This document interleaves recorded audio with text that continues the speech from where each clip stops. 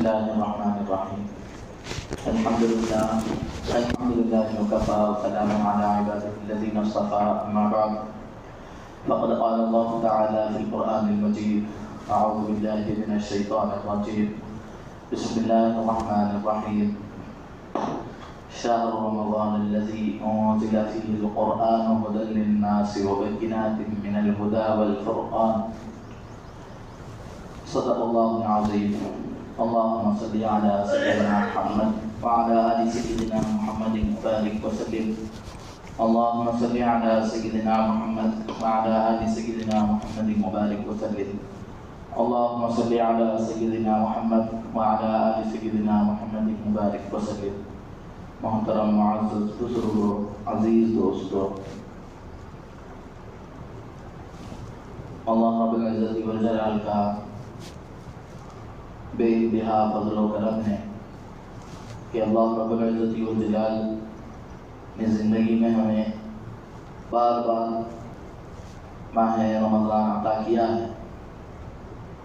اللہ رب العزت والجلال کی جانب سے یہ ایک بہت ہی سنہرا موقع ہے ہمارے لیے کہ ہم اللہ رب العزت والجلال کے بارگاہ میں اپنی مغفرت کرا لیں، اپنے گناہوں کو معاف کرا لیں اور اپنے گناہوں کو اللہ رب العزت والجلال سے بخشا لیں۔ یہ اللہ رب العزت والجلال کی جانب سے ہمارے لیے بہت ہی قیمتی موقع ہے۔ تو اللہ رب العزت والجلال سے رمضان کے حصول کی دعا کرنا ہے، رمضان تک پہنچنے کی دعائیں کرنا ہے کہ اللہ رب العزت والجلال ایسا قیمتی مہینہ ہمیں زندگی میں بار بار عطا کرے، اس لیے کہ یہ اللہ رب العزت والجلال کا بہت ہی خاص مہینہ ہے۔ جتنے بھی مہینے اللہ رب العزت والجلال بنائے ہیں ان تمام وہ سب مہینے ایک طرف ہیں، وہ سب مہینوں کی عبادتیں ایک طرف ہیں، اور رمضان المبارک کا مہینہ ایک طرف اور اس میں کی جانے والی عبادتیں ایک طرف ہیں۔ یہ بہت ہی عظیم الشان مہینہ، بہت ہی فضیلتوں والا مہینہ، بہت ہی اللہ کی جانب سے رحمتوں کو لوٹنے والا مہینہ، اللہ کی جانب سے جو مغفرت ہوتی ہے اس مغفرت کو حاصل کرنے والا مہینہ۔ اور یہ مہینہ ایسا ہے کہ ہم اس مہینے میں اپنے آپ کو جہنم کی آگ سے آزاد کریں، تو جہنم کی آگ سے آزادی کا مہینہ ہے۔ تو یہ بہت ہی بابرکت، عظمتوں والا، رحمتوں والا، مغفرتوں والا مہینہ ہے۔ اس مہینے کی قدر و قیمت اور اس مہینے کی عظمت کا ہم سب کو خیال رکھنا چاہیے۔ اللہ رب العزت والجلال نے جتنی عبادتیں بنائی ہیں، یا تو وہ عبادتیں ایسی ہے کہ ان عبادتوں کا تعلق یا تو بدن سے یا پھر ان عبادتوں کا تعلق مال سے۔ کچھ عبادتیں ایسی ہے کہ اللہ رب العزت والجلال نے بدن اور مال اس کے اندر شریک رکھا ہے۔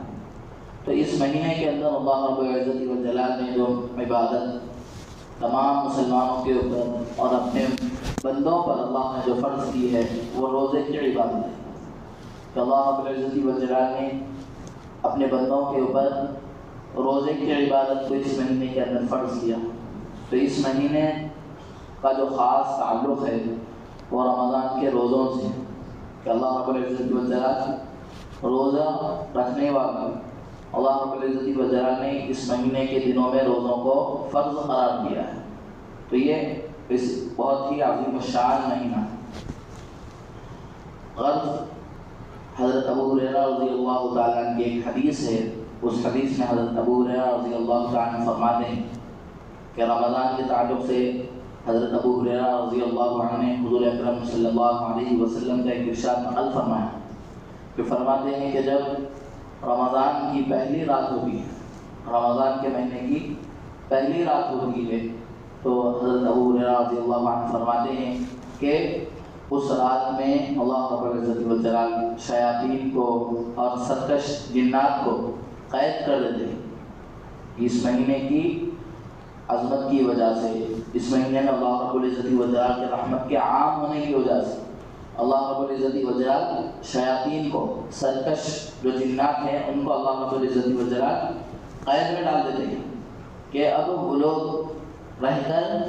برائی کی طرف نہیں بلائیں گے، برائی کے خیالات انسانوں کے قلوب میں نہیں ڈالیں گے، اس لیے اللہ رب العزت وجلال شیاطین کو قید میں ڈال دیتے ہیں۔ اس کے بعد پھر اللہ رب العزت وجلال کی جانب سے جنت کا دروازہ کھول دیا جاتا ہے، جنت کا دروازہ اللہ کے حکم سے کھول دیا جاتا ہے، جتنے بھی جنت کے دروازے ہیں سب دروازے کھول دیے جاتے ہیں ایمان والوں کے، اور اس میں سے کوئی بھی دروازہ ایسا نہیں ہوتا کہ وہ بند ہے، ہر دروازہ جنت کا ایمان والوں کے لیے کھول دیا جاتا ہے۔ آگے فرماتے ہیں کہ جہنم کے دروازے بند کر دیے جاتے ہیں، رمضان کے اندر ایمان والوں کے لیے جہنم کے دروازے بند کر دیے جاتے ہیں اور کوئی بھی دروازہ کھلا ہوا نہیں ہوتا ہے۔ یہ اللہ رب العزت والجلال جب رمضان کی پہلی رات ہوتی ہے تو اس رات یہ سب ہوتے ہیں۔ اس کے بعد اللہ رب العزت والجلال کی جانب سے ایک پکارنے والا پکارتا ہے کہ یا باغی الخیر اقبل، اے نیکی کے کام میں آگے بڑھنے والا، دوڑنے والے، نیکی کی طلب کرنے والے، اقبل آگے بڑھ، نیکی کرنے کے لیے آگے بڑھ۔ تو اللہ رب العزت والجلال کی جانب سے ہی یہ ندا لگائی جاتی ہے کہ جو نیکی کرنا چاہتے ہیں، جو ثواب کمانا چاہتے ہیں، جو اللہ رب العزت والجلال کو راضی کرنا چاہتے ہیں، تو اللہ کا جو فرشتہ ہوتا ہے وہ فرشتہ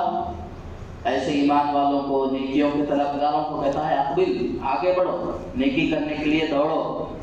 روزے رکھ کر نیکی کرو، نیکی کماؤ، قرآن مجید کی تلاوت کر کے نیکی کماؤ، رات کی تراویح پڑھ کر نیکیاں کماؤ، الغرض جتنے بھی مواقع رمضان میں نیکیوں کے کمانے کے ہیں اس کی طرف اللہ رب العزت والجلال کی جانب سے ندا لگانے والا بولتا ہے کہ آگے بڑھو نیکی کے لیے۔ اس کے بعد اور ایک فرشتہ کہتا ہے وباغی الشر اقصر، یعنی کوئی آدمی اگر گناہوں کا طلبگار ہے، گناہ کرنا چاہتا ہے تو اس کو روک دیتا ہے گناہ، اس کو کہتا ہے کہ رک جا، گناہ سے رک جا۔ یہ اللہ رب العزت والجلال کی جانب سے رمضان کی جب پہلی رات ہوتی ہے اور پھر اس کے بعد اللہ رب العزت والجلال بہت سارے ایسے ایمان والے جو اپنے اعمال، برے اعمال کی وجہ سے جنت میں داخل نہیں ہو سکے، تو اللہ رب العزت والجلال رمضان کی ہر رات میں بے شمار لوگوں کو جہنم سے آزاد کر کے جنت میں داخل کرتے ہیں۔ اور یہ اللہ رب العزت والجلال کی جانب سے رمضان کی ہر رات میں یہی کیفیت ہوتی ہے کہ بہت سارے گناہ گار ایمان والے جو اپنی گناہوں کی وجہ سے سیدھے جہنم میں گئے تھے، اللہ رب العزت والجلال رمضان کی وجہ سے ان کے گناہوں کو بخش کر اللہ رب العزت والجلال ان کے لیے جنت کا فیصلہ کرتے ہیں، بہت سارے لوگ۔ اور یہ ہر دن رمضان کی پہلی رات سے لے کر رمضان کے 30 دنوں تک یہی کیفیت ہوئی کہ ہر دن بے شمار گناہ گار جہنم سے آزاد ہو کر جنت میں داخل۔ اور پھر احادیث کے اندر یہ بات بھی لکھی ہوئی ہے کہ جب رمضان کی پہلی رات ہوتی ہے تو رمضان کی پہلی رات میں اللہ رب العزت والجلال کے عرش کے نیچے سے ایک ہوا چلتی ہے، اللہ رب العزت والجلال کے عرش کے نیچے سے ہوا چلتی ہے، اور پھر وہ ہوا حور عین جو ہے وہ حور سے ٹکراتی ہے، تو حور دعا کرتی ہے کہ اللہ رب العزت والجلال ہمیں ایمان والے آتا ہے، یعنی وہ اپنے لیے کیا ہے، اپنے شوہروں کے لیے، اپنے سرداروں کے لیے دعا کرتی ہیں۔ اور یہ سب اللہ رب العزت والجلال نے رمضان کا مہینہ دیا ہے، اور پھر اتنی جو فضیلتیں عطا کی ہے یہ سب ایمان والوں کے لیے۔ تو رمضان کا مہینہ شروع ہونے کے بعد جو دنیا کے اندر جو بھی کام ہوتے ہیں یہ اللہ کے نبی صلی اللہ علیہ وسلم نے احادیث مبارکہ میں تمام فضیلت بیان کر دی ہے۔ تو اسی لیے ہمیں چاہیے کہ اب رمضان مبارک کا مہینہ بہت ہی قریب آ چکا ہے، تو ایسے میں رمضان مبارک کی جیسی ہمیں قدر کرنی ہے، رمضان مبارک میں ہمیں عبادتوں کی کثرت کرنی ہے سب سے زیادہ۔ اور رمضان مبارک کے اندر جو سب سے اہم چیز ہے اللہ رب العزت والجلال کی جانب سے ایمان والوں کے لیے یہ ہے کہ ایک فرض ادا کرنے میں، ایک فرض ادا کرنے پر اللہ رب العزت والجلال کی جانب سے اس فرض کا ثواب 70 فرضوں کے برابر کر دیا جاتا ہے، 70 فرضوں کے برابر۔ ایک روزہ رکھ رہے ہیں ایک روزے کا ثواب 70 روزوں میں، ایک فرض نماز پڑھ رہے ہیں اس کا ثواب 70 فرضوں کے برابر ہے۔ تو یہ فرائض کا ثواب ہے رمضان کے اندر۔ اور پھر نفل اگر پڑھ رہے ہیں تو اللہ کے نبی صلی اللہ علیہ وسلم نے فرمایا کہ ایک نفل ادا کرنے پر اللہ رب العزت والجلال اس کا ثواب فرض کے برابر آتا ہے۔ تو یہ نیکیوں کو لوٹنے کا مہینہ ہے، اس میں آگے بڑھ کر کیا ہے، نیکیوں کو کمانے کا مہینہ ہے۔ ایسا نہیں کہ رمضان غفلت میں رہ کر اور غفلت کا شکار ہو کر رمضان کی اتنی قیمتی مہینہ ہے کہ جس مہینے میں اللہ نے ہمیں جنت کی طرف بلایا ہے، طرح طرح سے بتلائے ہیں کہ حور عین دعا کرتی ہیں، جو حور ایمان والوں کے لیے اللہ رب العزت والجلال نے جنت کے اندر رکھی ہے۔ وہ حور عین جب اس کے پاس سے وہ ہوا چلتی ہے تو وہ دعا کرتی ہے کہ اللہ ہمیں کیا ہے، ہمیں اپنے جو ایمان والے ہیں ان کے بارے میں دعا کریں۔ تو یہ اللہ رب العزت والجلال نے ایمان والوں کو اعمال کا شوق دلانے کے لیے یہ تمام چیزیں بتلائی۔ اور پھر رمضان مبارک کے اندر اعمال کا ثواب بڑھا دیا جاتا ہے کہ آپ، اور ایک چیز ہے کہ رمضان کا تعلق، ایک تو ہے رمضان کے دنوں کا تعلق روزوں سے ہے۔ آدمی اگر رمضان میں ہر ایمان والے کے اوپر عاقل ہے، بالغ ہے اور شہر میں رہنے والا مقیم ہے، آدمی مسافر نہیں ہے، تو ایسے ہر آدمی کے اوپر اللہ رب العزت والجلال نے روزوں کو فرض کیا ہے۔ اور رمضان کے ایک روزے کا ثواب یہ ہے کہ آدمی اگر رمضان کا ایک روزہ کسی وجہ سے چھوڑ دے اور زندگی بھر اس روزے کی اگر قضا کرنے کے لیے زندگی بھر روزہ رکھنا چاہے، تب بھی آدمی اس رمضان کے اس روزے کو برابری نہیں کر سکتا، اس روزے کا جو ثواب تھا وہ ثواب نہیں کما سکتا۔ تو اسی لیے رمضان کے روزے بہت ہی ثواب والے ہیں۔ تو اس لیے چھوٹے چھوٹے معمولی بہانوں کی وجہ سے یا کام کی وجہ سے، ہر آدمی کے ساتھ کام لگا ہوا، ایسا نہیں ہے کہ کوئی ہر آدمی بیکار بیٹھا ہوا ہے، کسی کو کوئی کام نہیں ہے، ایسا نہیں، لیکن کسی کو کچھ زیادہ کام ہے، کسی کو کچھ کم کام ہے۔ تو ایسے میں ہمیں اللہ رب العزت والجلال نے جو مغفرت عطا کی ہے، مغفرت والا جو مہینہ عطا کیا ہے، تو یہ جو رمضان کے ایک ایک منٹ کا، ایک ایک سیکنڈ کا جو اللہ رب العزت والجلال اس کے اوپر جو ثواب عطا کرنے والے ہیں، وہ ثواب آج ہم دنیا کے اندر نہیں دیکھ سکتے، نہیں معلوم ہو سکتا کیا ثواب مل رہا ہمیں رمضان کے اندر، یہ ہم نہیں سمجھ سکتے۔ اس کے اوپر جو ثواب مل رہا ہے کل آخرت میں جب ہم دیکھیں گے تو ہر آدمی یہ چاہے گا کہ اپنی زندگی میں اور بھی رمضان ہو جائے، اور بھی میں روزے رکھتا رمضان کے، کہ میں اس سے کیا ہے میرے ثواب میری نیکیوں میں اور زیادہ اضافہ ہو جاتا۔ ہر آدمی اگر یہ خواہش کرتا، اسی لیے اللہ رب العزت والجلال نے جو رمضان کے روزے فرض کیے ہیں، اس کو غنیمت سمجھنا ہے، غنیمت سمجھ کر اس کو کسی بھی حال میں ادا کرنے کی کوشش کرنا ہے۔ یہ اللہ رب العزت والجلال کی جانب سے ہمارے لیے عظیم نعمت ہے، رمضان کی نعمت۔ اللہ رب العزت والجلال نے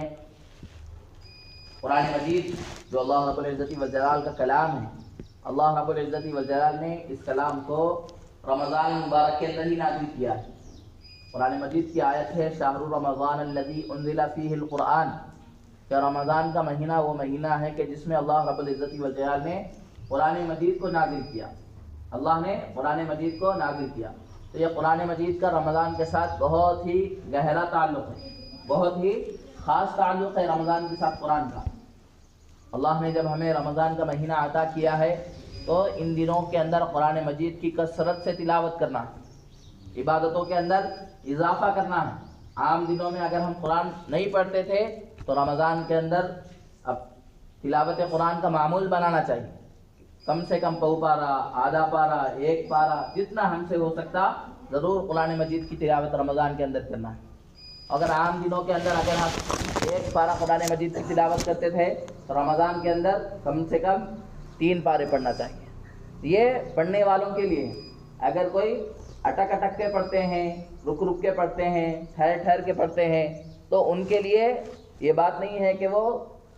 چونکہ زبان کے اندر روانی نہیں ہے، وہ صاف صاف طریقے سے جلدی جلدی قرآن نہیں پڑھ سکتے تو ہم نہیں پڑھیں گے، بلکہ چھوڑنا نہیں ہے، بلکہ جیسے اٹک اٹک کر پڑھ رہے ہیں اسی طریقے سے قرآن مجید کی تلاوت کرتے رہنا چاہیے، اس لیے کہ اللہ رب العزت والجلال اس پر بھی ثواب عطا کرتے ہیں۔ یہ اللہ رب العزت والجلال کا کلام ہے۔ اللہ رب العزت والجلال جب اپنے بندوں کو اس کے پڑھتے ہوئے دیکھتے ہیں تو بہت زیادہ خوش ہوتے ہیں کہ میرے بندے میرے کلام کی تلاوت کر رہے ہیں، میرا کلام پڑھ رہے ہیں۔ تو اللہ رب العزت والجلال قرآن مجید کی تلاوت سے بہت زیادہ خوش ہوتے ہیں۔ اور پھر جو لوگ بالکل قرآن مجید دیکھ کر نہیں پڑھ سکتے، چاہے وہ روانی کے ساتھ ہو، چاہے وہ اٹک اٹک کر ہو، اس کے علاوہ بھی ان کے لیے قرآن مجید کے سننے کے لیے اللہ رب العزت والجلال نے عظیم نعمت تراویح کی شکل میں عطا کی ہے۔ تو ہمیں کیا کرنا چاہیے کہ جو لوگ قرآن دیکھ کر بھی نہیں پڑھ سکتے، قرآن اٹک اٹک کر بھی نہیں پڑھ سکتے، تو وہ رمضان میں جو تراویح کا انتظام ہوتا ہے، تراویح کا اہتمام ہوتا ہے، تو اس تراویح کے کبھی اہتمام کرنا چاہیے۔ کیوں؟ اس لیے کہ اس کے اندر قرآن مجید پڑھا جاتا ہے، قرآن مجید پڑھا جاتا ہے۔ تو کثرت سے کیا ہے، جہاں پر بھی اپنے محلے کی مسجد میں ہو یا جہاں کہیں بھی ہم رہتے ہوں، وہاں پر رمضان المبارک کے اندر قرآن مجید تراویح میں سننے کا اہتمام کرنا چاہیے، اس لیے کہ اللہ نے قرآن مجید کو رمضان میں نازل کیا ہے، اور رمضان کا قرآن کے ساتھ بہت ہی گہرا تعلق ہے۔ ہم اگر قرآن نہیں پڑھ سکتے تو رمضان کے اندر تراویح کے اندر غور سے قرآن مجید سننا ہے۔ اللہ رب العزت والجلال نے قرآن مجید میں ارشاد فرمایا وَإِذَا قُرِئَ الْقُرْآنُ فَاسْتَمِعُوا لَهُ، کہ جب قرآن پڑھا جا رہا ہو تو اس وقت قرآن کو غور سے سنو۔ کہ تراویح کے اندر جب قرآن امام صاحب پڑھتے ہیں تو اس وقت ہمیں کیا کرنا چاہیے، اس وقت قرآن مجید کو غور سے سننا چاہیے۔ ایسا نہیں کہ امام صاحب رکعت باندھے اور ہم بیٹھے ہوئے۔ عموماً جو تراویح کے اندر ہمارا حال ہوتا ہے، ہماری مسجدوں کے اندر حالت ہوتی ہے، وہ یہ ہوتی ہے کہ امام صاحب تراویح میں قرآن مجید پڑھنا شروع کر دیتے، جب وہ رکوع میں جانے کے لیے، جیسے ہی رکوع میں جانے کے لیے اپنی آواز کو آہستہ کر دیتے ہیں تو فوراً بہت سارے لوگ کچھ ایسے ہوتے ہیں جو پیچھے بیٹھے ہوئے ہوتے ہیں، تو وہ رکوع میں جاتے وقت امام صاحب کے ساتھ نماز میں شامل ہو جاتے ہیں۔ تو یہ قرآن کی بے حرمتی ہے، یہ قرآن کا مذاق اڑانا ہے۔ اللہ رب العزت والجلال ایسے لوگوں سے سخت ناراض ہوتے ہیں۔ تو اس لیے رمضان میں جب تراویح میں قرآن مجید پڑھا جا رہا ہے تو اس کو غور سے سننا چاہیے، ایسا نہیں کہ ہم تراویح چھوڑ دیں۔ اور تراویح ہر مسلمان کے اوپر 20 رکعت پڑھنا ضروری ہے، اس لیے کہ اللہ کی جانب سے ایک موقع ہے ہمارے لیے، کہ ایسے مواقع سال بھر ہمیں نہیں ملتے، نیکیاں کمانے کے ایسے مواقع نہیں ملتے۔ تو جیسے ہم سال بھر کی ہر رات کو ایسے ہی گزار دیتے ہیں دوستوں کے ساتھ، گھر والوں کے ساتھ، لیکن یہ جو رمضان کی راتیں اللہ نے عطا کی ہے یہ عبادتوں کی راتیں، اس کو ہرگز معمولی نہیں سمجھنا۔ اور ایک بات کہ رمضان کے اندر پورا رمضان تراویح پڑھنا ہے، ایسا نہیں کہ 10 دن کی تراویح ہے، 6 دن کی تراویح ہے، یا 1 دن کی تراویح ہے، یا 25 دن کی تراویح، ایسا نہیں۔ چاند کے دیکھنے سے لے کر پھر شوال کے چاند کے دیکھنے تک ہر دن تراویح ہے، ہر دن تراویح کی نماز ہے۔ اور پھر 2 سنتیں الگ الگ ہیں، ایک تو تراویح پڑھنے کی سنت الگ ہے، دوسرے پوری تراویح کے اندر قرآن مجید سننے کی سنت الگ ہے۔ کیا عموماً ماحول یہ ہو جاتا ہے کہ کہیں 10 دن کی تراویح پڑھ لیتے ہیں، 11 رمضان سے 11ویں تراویح سے پھر چھٹی کر لیتے ہیں۔ ایسا نہیں ہے، یہ رمضان کی ناقدری ہے، یہ رمضان کی بے حرمتی ہے۔ رمضان کی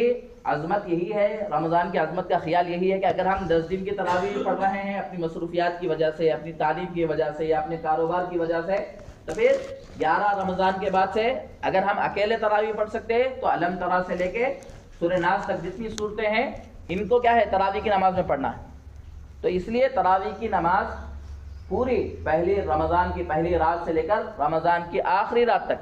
ہر رات تراویح پڑھنا ہے، چاہے آپ علم ترا سے تراویح پڑھیں، چاہے پورا قرآن مجید تراویح کے اندر سنیں، لیکن پڑھنا بہرحال ہر مسلمان کے لیے ضروری، نہیں چھوڑ سکتے کسی بھی حال میں، نہیں تو رمضان کی بے حرمتی۔ اللہ نے اتنا بڑا غنیمت والا موقع عطا کیا، ایسے موقع کی کیا ہے، ناقدری اور ناشکری سمجھی جائے گی۔ تو رمضان المبارک کے اندر قرآن مجید کا بہت ہی گہرا تعلق ہے۔ قرآن مجید کم سے کم ایک قرآن مجید ختم کرنے کی کوشش کرنا ہے۔ اگر جلدی جلدی پڑھ سکتے ہیں تو 1 سے زائد قرآن مجید پڑھ سکتے ہیں، اگر قرآن مجید دیکھ کر نہیں پڑھتے تو تراویح کا خوب اہتمام کرنا چاہیے کہ اچھا غور سے مسجدوں کے اندر جمع ہو کر تراویح میں قرآن مجید کو غور سے سننا چاہیے، اور پوری عظمت کے ساتھ، پورے احترام کے ساتھ تراویح کی نماز پڑھنا ہے، یہ پورے رمضان کے اندر۔ لہذا اللہ رب العزت والجلال کا یہ عظیم الشان مہینہ اب بہت ہی ہمارے قریب آ چکا ہے، تو اس لیے اس مہینے کا احترام، اس مہینے کی عظمت کا ہم سب کو خیال کرنا ہے کہ اس مہینے کے اندر اللہ رب العزت والجلال نے روزوں کی عبادت ہمارے لیے فرض کی ہے، اور روزہ کسی بھی صورت میں معاف نہیں ہے۔ آدمی کو اپنی مصروفیات اگر چھوڑنا پڑے کسی وجہ سے تو مصروفیات کو چھوڑ دینا چاہیے، کہ میں کام کرنے کی وجہ سے روزہ نہیں رکھ سک رہا ہوں تو آدمی کو روزہ کیا ہے، کام کو چھوڑ دینا چاہیے، لیکن روزے کو ہرگز نہیں چھوڑنا چاہیے۔ بہت سارے لوگوں کو یہ سامنے باتیں ہوتی ہے کہ بھائی رمضان میں اخراجات بڑھ جاتے ہیں، تو لہذا ہم اپنے اخراجات کو کم کریں، خرچوں کو کم کریں، سال بھر جو ہم نے کام کیا تھا وہ پیسوں کو پہلے سے ہی جمع کر کے رکھنا۔ ایسا نہیں کہ رمضان میں کام کریں گے، رمضان میں پیسے جمع کریں گے اور پھر روزوں کو چھوڑ دیں گے، روزوں کو، تراویح کو چھوڑ دیں گے، قرآن مجید کو چھوڑ دیں گے۔ کیسا ہو سکتا ہے؟ پھر ہم نے رمضان کا جو مقصد تھا اس مقصد میں ہم کامیاب نہیں ہو سکے۔ تو اس لیے اگر رمضان کے اندر جیسا بھی ہمارا گزارا ہو رہا ہے تو گزارا کر لینا چاہیے۔ ایسا نہیں کہ میں بچوں کے کپڑوں کے لیے، خود کے کپڑوں کے لیے، گھر کے سامان کے لیے کپڑے نہیں ہیں تو لہٰذا دن کے روزے چھوڑ دے رہے ہیں، رات کی تراویح چھوڑ دے رہے ہیں، تو یہ رمضان کی بے حرمتی ہے۔ اللہ رب العزت والجلال اسے سخت ناراض ہوتے ہیں ایسے شخص سے۔ تو اس لیے ہمیں چاہیے کہ ہم اگر رمضان کے صحیح قدردان بننا چاہتے ہیں، رمضان کی صحیح عظمت کا خیال رکھنا چاہتے ہیں، تو رمضان شروع ہوتے ہی سب سے پہلے روزوں کا اہتمام، تراویح کا اہتمام، پھر اس کے بعد قرآن مجید کی تلاوت کا اہتمام، کہ ہر فرض نماز ہماری جماعت کے ساتھ مسجد کے اندر ہو اور کوئی بھی سنت ہماری چھوٹنے نہ پائے، اس لیے کہ ایک سنت پڑھیں گے، ایک نفل نماز پڑھیں گے تو اللہ رب العزت والجلال اس کا ثواب فرض کے برابر عطا کرتے ہیں۔ تو یہ رمضان کے اندر خاص خیال رکھنا چاہیے، کسی بھی صورت میں روزہ کسی بھی شخص کے لیے معاف نہیں ہے۔ میں نے گزشتہ جمعہ بھی یہ بات عرض کی ہے کہ ایسا آدمی، ایسا بیمار شخص ہے کہ اس آدمی کو زندگی میں پھر صحت ملنے کی امید نہیں ہے، یعنی وہ آدمی بس اب کیا ہے، وہ بیمار ہے اور اسی بیماری کی حالت میں مرنے والا ہے۔ ڈاکٹروں نے ہاتھ اٹھا دیا اور ڈاکٹروں نے کہہ دیا کہ اگر یہ روزہ رکھیں گے تو ان کو کیا ہے، صحت خراب ہو سکتی ہے، ان کی صحت بگڑ سکتی ہے۔ تو لہذا ایسا آدمی کہ اب جس کو صحت کی کوئی امید نہیں ہے ویسا آدمی کیا ہے، روزہ چھوڑ۔ اس کے علاوہ بہت سارے، جیسے کسی کو شوگر کی بیماری ہے، کسی کو ایسے ہی بی پی کی بیماری، تو ایسے لوگوں کو کیا ایسا کرنا چاہیے کہ وہ رمضان کے شروع کے دنوں میں روزہ رکھنے کا اہتمام کرے پہلے۔ اگر وہ لوگ رمضان کا روزہ شروع کرنے کے بعد اگر شام تک صحت کے ساتھ، آسانی کے ساتھ اگر اپنے روزے کو مکمل کر رہے ہیں تو پھر اچھی بات ہے، آگے کے روزے بھی رکھ سکتے ہیں۔ نہیں، اگر روزہ رکھنے کے بعد ایسا محسوس ہو رہا ہے کہ ان کی صحت بگڑ رہی ہے، ان کی طبیعت بگڑ رہی ہے، انہیں پریشانی ہو رہی ہے، تو ایسے وقت میں درمیان روزے میں ہی وہ روزہ توڑ سکتے ہیں۔ لیکن ایسا نہیں کہ رمضان سے پہلے تو روزوں کا فدیہ دے رہے ہیں، رمضان شروع نہیں ہوا ابھی، روزوں کے فدیے کا حساب معلوم کر کے پہلے ہی سے فدیے دے رہے ہیں۔ 30 روزے ہیں تو لہٰذا 30 روزے کا یہ فطرہ ہے، اب ہم روزے نہیں رکھ سکتے، ایسا نہیں ہے، بلکہ ہمیں رمضان کے شروع ہونے کے بعد پہلے ایک روزہ تو رکھنے کی کوشش کرنا ہے۔ پہلے اگر ہم صحت کے ساتھ، عافیت کے ساتھ روزہ رکھ رہے ہیں تو اس روزے کو وہاں سے مکمل کرنا ہے۔ نہیں، روزہ آدھا ہونے کے بعد طبیعت بگڑ گئی، نہیں سنبھل رہی، تو پھر ایسے وقت میں آپ روزہ توڑ کے افطار کر سکتے ہیں، درمیان میں روزے میں کوئی مسئلہ نہیں، لیکن روزہ کو شروع کرنا چاہیے اور رکھنا چاہیے۔ اللہ رب العزت والجلال نے اس کا بہت بڑا ثواب عطا کیا۔ تو یہ ماہ مبارک ہمارے بہت زیادہ قریب آ گیا ہے، اس ماہ کی قدر، اس ماہ کی عظمت کو پہچاننا ہے اور اس میں زیادہ سے زیادہ عبادتیں کرنا ہے۔ ہمارا کوئی لمحہ، کوئی وقت ایسا نہ ہو کہ غفلت کا شکار ہو جائے، غفلت میں گزر جائے۔ اس مہینے کے اندر اگر ہم، اللہ نے اتنے نیکیوں کے کام رکھے ہیں، روزہ نیکیوں کا کام ہے، قرآن مجید کی تلاوت نیکی کا کام ہے، تراویح کی نماز نیکی کا کام ہے، اور صدقہ و خیرات نیکی کا کام ہے، لیکن اگر ہم ان میں سے کوئی بھی نہیں کر سکتے، یعنی روزہ تو رکھنا ہی ہے، اس میں کوئی خرچ نہیں ہے، ہم صدقہ خیرات نہیں کر سکتے، یا پھر اور بھی زیادہ جتنے نیکی کے کام ہیں اگر وہ اس مہینے میں نہیں کر سکتے تو کم سے کم ہمیں خاموش رہنا چاہیے۔ جتنے بھی گناہ ہو رہے ہیں ان گناہوں میں ہرگز شریک نہیں ہونا چاہیے، کہ لغویات میں، دوستوں کے ساتھ ادھر ادھر لوگوں میں کھڑے کے کیا ہے، کسی کی غیبت، کسی کی چغل خوری یا کسی کے برائی، ہرگز ہمیں ایسی محفلوں میں، ایسی مجلسوں میں شریک نہیں ہونا چاہیے، بلکہ نماز ہو چکی ہے، گھر میں جا کر آرام کر لینا، پھر سحر میں اٹھ کر سحری کر لی، اپنے کام پہ چلے گئے۔ ایسے ہی کیا ہے، رمضان کے اندر ہر گناہ سے بچنے کی کوشش کریں، تو اللہ رب العزت والجلال ان گناہوں سے بچنے کی وجہ سے جو رمضان کا ثواب ہے وہ ثواب ہمیں ضرور عطا کرے۔ اللہ رب العزت والجلال سے دعا ہے کہ اللہ جو باتیں کہی گئی ہے، کہنے والے کو، سننے والوں کو اس پر عمل کرنے کی توفیق عطا فرمائے، اور اللہ رب العزت والجلال زندگی میں بار بار ہمیں رمضان مبارک عطا کرے اور اس کی صحیح قدردانی کرنے کی توفیق عطا فرمائے۔ وآخر دعوانا الحمدللہ رب العالمین۔ جو حضرات سنت ادا نہیں کی ہیں وہ سنت ادا کریں۔